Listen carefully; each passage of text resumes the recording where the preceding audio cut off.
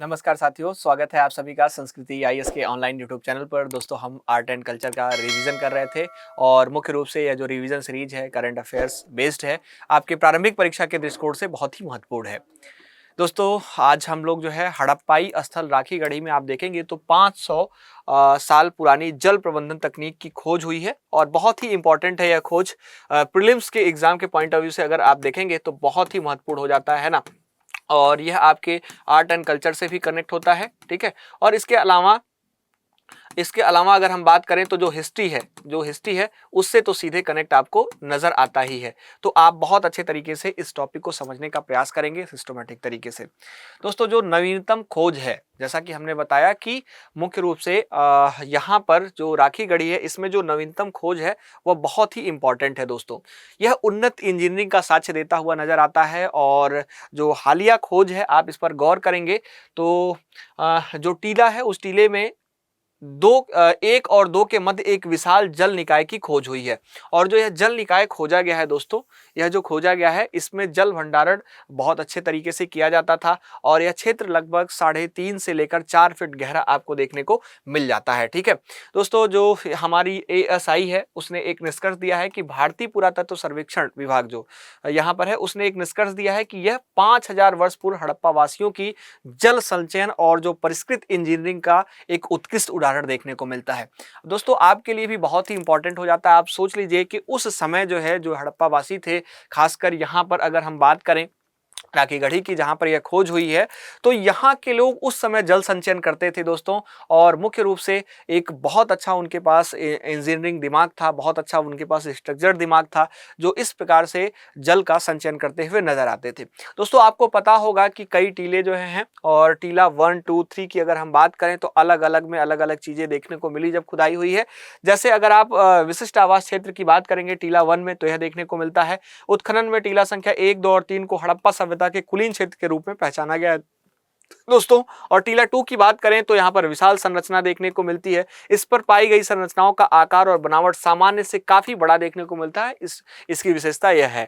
इसके अलावा अगर हम बात करें तो सामाजिक पदानुक्रम के अनुसार टीला नंबर 3 को अगर आप देखने का प्रयास करेंगे तो यह स्पष्ट संकेत देता है कि समाज का जो उच्च और प्रभावशाली वर्ग था वह यहाँ पर निवास करता था दोस्तों, जिनके पास उन्नत जल सुविधा तक सीधी पहुंच थी। जो अभी हाल ही में रिसर्च हुआ है उसके आधार पर हम इस बात का स्पष्टीकरण दे सकते हैं। दोस्तों, इसके अलावा एक बहुत ही महत्वपूर्ण बात है, ध्यान रखिएगा। यहाँ पर एक लुप्त नदी है दृश्यवती, आपने नाम सुना होगा। राखीगढ़ी स्थल से मात्र 300 मीटर की दूरी पर यह आपको बहते हुए दिखेगी। इसका प्रमाण देखने को मिल गया है, ठीक है। और इस सूखी हुई नदी का तल देखने को मिला है। ऐतिहासिक पहचान की बात करें तो इस नदी की पहचान जो प्राचीन जो है मुख्य रूप से दृश्य चौतंगा जो है या दृश्यवती नदी के रूप में की गई है। और वैज्ञानिक पुष्टि की बात करें तो भारतीय जो प्राणी सर्वेक्षण है जेडएसआई का नाम आपने सुना होगा, इसके द्वारा साइट पर की गई जो कोर ड्रिलिंग है उससे इस नदी तल की जो उपस्थिति और जो इसकी आकार है इसकी पुष्टि मुख्य रूप से आपको देखने को मिल जाती है। दोस्तों, प्राथमिक जल स्रोत की बात करें तो यह नदी नगर की जीवन रेखा और हड़प्पा वासी इसी के पानी से अपने जल संग्रहण क्षेत्र को जमा करते थे। इस बात का भी अनुमान जो है लगाया जा सकता है, इस बात को भी स्पष्ट किया जा सकता है। दोस्तों, पारिस्थितिकी संकट और जल और सभ्यता की बात अगर हम करें तो मुख्य रूप से आप देखेंगे पुरातात्विकविद जो है उनका निष्कर्ष है कि जो दृश्यवती नदी है लगभग 5000 साल पहले वह सूखने लगी थी। नदी के सूखने से जो राखीगढ़ी जैसे विशाल क्षेत्र में घने आबादी वाले क्षेत्र थे वहां नगरों में भयंकर जल संकट उत्पन्न हुआ होगा। और दृश्यवती और सरस्वती जैसी प्रमुख नदियों के धीरे धीरे लुप्त होने से इस क्षेत्र का मुख्य रूप से जो हड़प्पा सभ्यता है इसका पतन का मुख्य कारण बना होगा, ठीक है। इस प्रकार का एक अनुमान जो है लगाया जाता है दोस्तों। तो आप देख सकते हैं कि यहाँ पर उस समय का जो टेक्नोलॉजी था, जो जल संचयन था दोस्तों, आज अभी हम लोग जो है मुख्य रूप से जल को संचित करने के लिए बहुत सारी योजनाएं, बहुत सारे जो है उस पर काम करते हैं। लेकिन उस समय आप सोच सकते हैं, आश्चर्यचकित हो सकते हैं कि उस समय भी जो है लोग जल का संचयन करते थे दोस्तों, बहुत ही सिस्टमैटिक तरीके से। इसके अलावा अगर हम बात करें तो अभी यहाँ के उत्खनन का चौथा चरण चल रहा है दोस्तों, 3 चरण कंप्लीट हो चुका है, ठीक है। चौथा चरण 2026 में जो है शुरू हुआ है। निचली सतह से नए रहस्य को उजागर करने की बात करी जा रही है दोस्तों। अगर हम बात करें तो यहाँ जो एएसआई के महानिदेशक हैं उन्होंने बताया कि हम औपचारिक शुभारंभ कर चुके हैं और यह एक नया त्रिवर्षीय अभियान होगा दोस्तों, है ना। जो अभी फिर से खुदाई करी जा रही है। इस बार खुदाई जो है टीले की निचली सतह से आप देखेंगे निचली सतह से की जा रही है, जो पिछले चरणों से बिल्कुल अलग और बेहतर मुख्य रूप से बहुत ही बेहतर महत्वपूर्ण साबित होता है। दोस्तों, नगर के विकास के वास्तविक कालक्रम को समझना, क्या बसावट पहले नीचे हुई फिर ऊपर बढ़ी या विकास ऊपर से नीचे के ओर हुआ, इन सभी बातों का जो है निष्कर्ष निकालने के लिए इस प्रकार का जो उपाय है वो अपनाया जा रहा है और इस प्रकार से जो है इसकी खुदाई चौथे चरण में स्टार्ट करी जा रही है। दोस्तों, अब एक बात समझना और भी आवश्यक हो जाता है कि राखी गढ़ी का जो उत्खनन का इतिहास है कब से शुरू होता है। तो आप यहाँ पर गौर करेंगे अगर, तो 1998 से लेकर 2000 तक जो है पहला चरण आपको देखने को मिलेगा। फिर दूसरा चरण 2011 से लेकर 2016 तक देखने को मिलता है। फिर तीसरा चरण आपको 2023 से लेकर 2025 तक देखने को मिलता है। ठीक है, जो टीले हैं जो टीले की संख्या है उसमें जो खुदाई है उसका जो नेतृत्व है यहाँ पर आप देख सकते हैं। इसके अलावा जो है अभी हाल ही में जो टीले संख्या 7 की खुदाई हुई है वो बहुत ही महत्वपूर्ण हो जाती है, इसको भी आप ध्यान रख सकते हैं।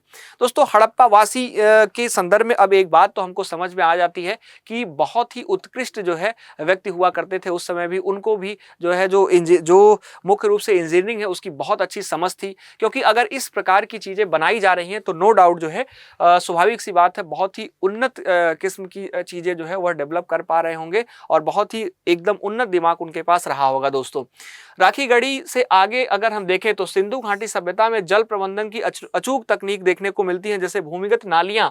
आपने देखा होगा कि जो हड़प्पा सभ्यता है इसमें भूमिगत नालियों का प्रमाण अपने को देखने को मिलता है। बहुत ही सिस्टमेटिक तरीके से भूमिगत नालियां हैं, उनके ऊपर पत्थर प्रॉपर सिस्टमेटिक लगा हुआ, ठीक है, पत्थर हटाकर साफ करने के लिए जो है वह स्थिति बनाई गई है। इसके अलावा जो जलाशय हैं उनका जो है निर्माण आपको देखने को मिल जाता है, छोटे बांध भी देखने को मिल जाते हैं, कुएं बहुत सारे देखने को मिल जाते हैं। ठीक है, अभी तक लगभग 75 पूरे हड़प्पा सभ्यता की बात करें तो लगभग 75 कुएं का भी जो है पता लग चुका है, आपको शायद जानकारी होगी। दोस्तों, उन्नत ड्रेनेज और जो सार्वजनिक संरचना, इसके संदर्भ में भूमिगत जल निकासी की बात करें, जैसा कि मैं अभी आपको डिस्कस कर रहा था, तो जो प्रमुख शहर है दोस्तों हड़प्पा सभ्यता की, उसमें आप देखेंगे तो पक्की ईंटों से बनी जो भूमिगत नालियां हैं उनका जाल आपको देखने को मिलता है। घरों की छोटी नालियां मुख्यतः सार्वजनिक सीवेज और नालियों से सटीकता के साथ जुड़ी देखने को मिलती हैं। और एक सबसे प्रमुख महत्वपूर्ण बात यह हो जाती है कि इनका जो स्ट्रक्चर है, जो मुख्य रूप से जो इन सीवेज को बनाया गया, नालियों को जो पहले जो है जो ड्रा किया गया, वह मकान बनाने से पहले जो है उसको स्ट्रक्चर्ड किया गया है। ठीक है, पहले उसको बहुत अच्छे तरीके से फॉर्मेट किया गया है, फिर उस पर जो है उस जगह पर निवास स्थान बनाया गया है। तो यह बहुत ही महत्वपूर्ण बात हो जाती है। ठीक है, यानी कि इससे यह स्पष्ट आप निकाल सकते हैं कि बहुत ही सिस्टमेटिक तरीके से उस समय जो है लोग घर और जो है सारी चीजों को प्लान कर रहे थे।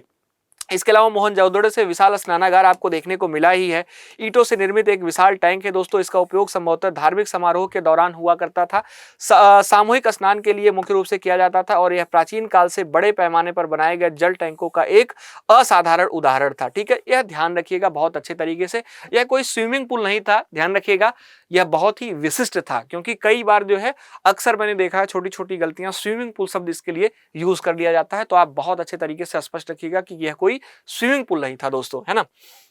इसके अलावा हाइड्रोलिक इंजीनियरिंग का बहुत ही उत्कृष्ट उदाहरण देखने को मिलेगा।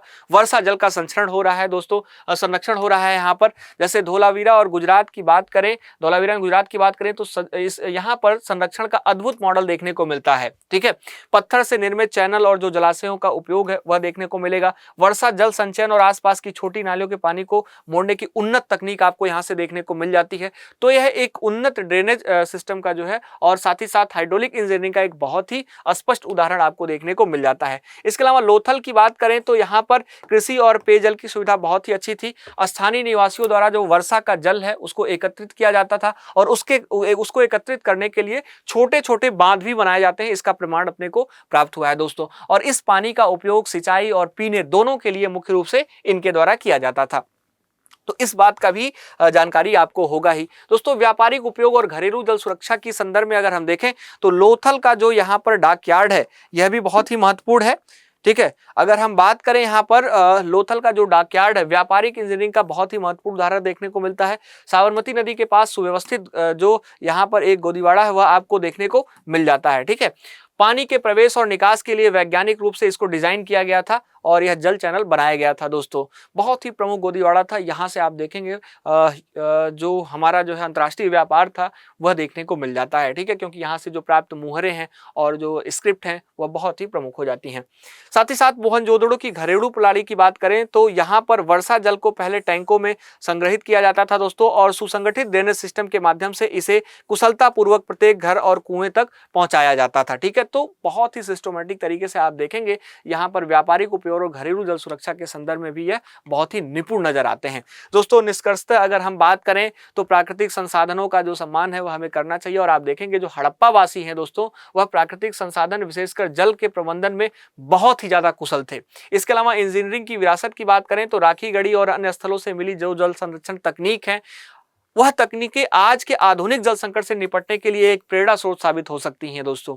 और अस्तित्व की चेतावनी की बात करें तो दिशदती जैसी जो जीवनदायी नदियां थी, इसके सूखने से सभ्यता का पतन हमें पारिस्थितिकी संतुलन बनाए रखने की गंभीर चेतावनी देता है दोस्तों, और हमें भी बहुत अच्छे तरीके से पर्यावरण के प्रति जो है सचेत रहने की आवश्यकता है दोस्तों। इतिहास केवल मिट्टी में दबे अवशेष नहीं होते हैं, ध्यान रखिएगा, बल्कि हमारे भविष्य के लिए एक मार्गदर्शिका के रूप में काम करते हुए नजर आते हैं, ठीक है। तो इसको आप ठीक से कनेक्ट करने का प्रयास करेंगे दोस्तों। यह पूरा इससे संबंधित अपडेट रहा और स्टैटिक जानकारी रही। आशा करता हूं आपको ठीक से समझ में आया होगा। अगर किसी भी प्रकार का कोई डाउट हो, कोई क्वेश्चन हो, कोई क्वेरी हो तो आप कमेंट बॉक्स में पूछ सकते हैं, मैं उसका उत्तर आपको जरूर करूंगा। मिलते हैं दोस्तों हम लोग अपने नेक्स्ट सेशन में, और बहुत अच्छे तरीके से हम बात करेंगे अपने अगले किसी टॉपिक के साथ जो आपके आर्ट एंड कल्चर से जुड़ा होगा, जो आपके एग्जाम के पॉइंट ऑफ व्यू से बेहद महत्वपूर्ण होगा। थैंक यू सो मच, बहुत बहुत धन्यवाद आप सभी का संस्कृति IAS के ऑनलाइन यूट्यूब चैनल से जुड़ने के लिए।